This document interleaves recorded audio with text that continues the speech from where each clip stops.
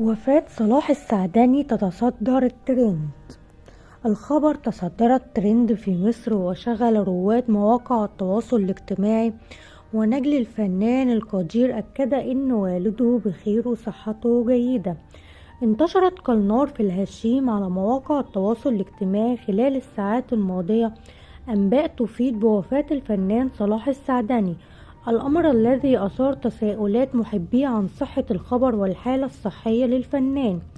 وفي أول تعليق على الشائعة من أسرة الفنان صلاح السعدني، كتب نجلي أحمد السعدني على الانستجرام: أبويا بخير الحمد لله، إن شاء الله تتشال ياللي كتبت الإشاعة.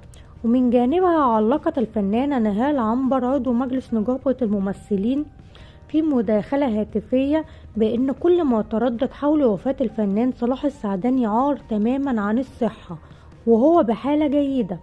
وأضافت نهال عنبر: أنا تواصلت مع أكرم نجل شقيق صلاح السعدني وأكد لي إن الفنان الكبير بخير وبصحة جيدة، وكل ما يقال حول وفاته غير صحيح.